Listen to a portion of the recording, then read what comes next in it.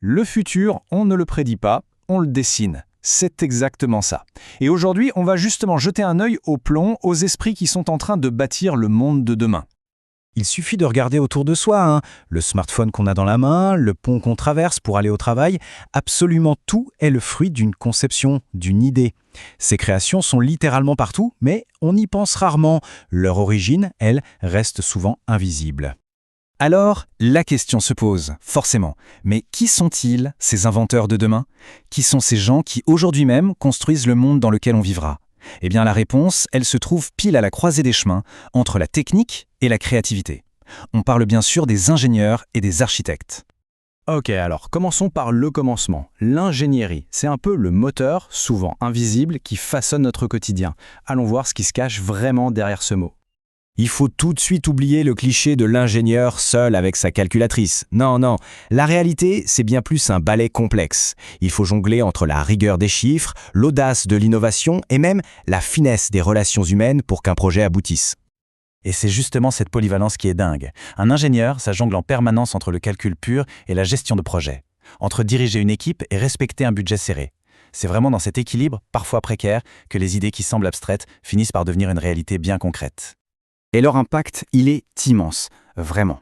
De l'agriculture à l'énergie, en passant par la construction ou l'informatique, l'ingénierie, c'est tout simplement la colonne vertébrale, invisible, de notre société moderne. Ça façonne quasiment chaque aspect de notre vie. Prenons un exemple très parlant, le BIM Manager. Ce rôle, il montre bien à quel point le métier a évolué. Aujourd'hui, l'outil principal, ce n'est plus la brique, mais la donnée. En gros, en créant une sorte de jumeau numérique d'un bâtiment, il permet à tous les corps de métier de bosser ensemble sur une seule et même plateforme. Ça révolutionne complètement la façon de concevoir et de gérer un projet. Mais voilà, cette évolution technologique, elle nous amène à une question fondamentale. Si les outils deviennent si puissants, quelle est la place de la vision humaine là-dedans? Est-ce que maîtriser un logiciel à la perfection, ça suffit pour créer des espaces qui sont vraiment exceptionnels? Et on entre maintenant au cœur du débat, un débat central en architecture, où s'arrête l'outil et où commence l'âme d'un projet. C'est toute la tension entre la technique d'un côté et la vision de l'autre. La différence, elle est vraiment fondamentale entre le comment on fait les choses et le pourquoi on les fait. D'un côté, on a les outils, les logiciels comme AutoCAD, Revit, qui dessinent des lignes, qui modélisent des volumes. Et de l'autre, il y a l'intention, c'est-à-dire penser à la lumière, à la circulation de l'air, à l'expérience humaine, à la manière dont un espace sera vraiment vécu, ressenti. Et cette citation, franchement, elle résume tout. Le logiciel, c'est un instrument, ni plus ni moins, comme un stylo ou un pinceau. Il exécute, c'est tout. Mais l'étincelle, la vision qui donne une âme à un projet, elle vient de l'esprit humain. Le point crucial, c'est l'idée. Et ça, c'est un avertissement super important. Un rendu 3D, même spectaculaire, ça peut séduire l'œil, bien sûr. Mais si l'espace qu'il représente est incohérent, ou s'il ignore complètement les besoins des gens qui vont y vivre, alors ça devient juste une belle coquille vide. La véritable architecture, elle est au service de la vie, pas seulement de l'écran. Bon allez, passons de la théorie à la pratique. Comment est-ce que tous ces principes s'incarnent dans le monde réel? Pour ça, on va regarder un cas d'étude très concret avec une entreprise qui essaye justement de marier ces deux mondes. Alors voici AKD Construction 4 bases. Basée en Afrique de l'Ouest, cette structure est intéressante parce que ce n'est pas seulement une entreprise de construction, c'est aussi un centre de formation, et ça montre une vraie volonté de transmettre un savoir-faire. Leur mission est à la fois simple et puissante. Bâtir l'avenir ensemble. Le mot « ensemble » est vraiment la clé ici. Ça suggère la collaboration, le partage et une vision commune pour une architecture africaine moderne. Et cette mission, elle se met en pratique à travers 3 piliers qui forment une sorte de cycle.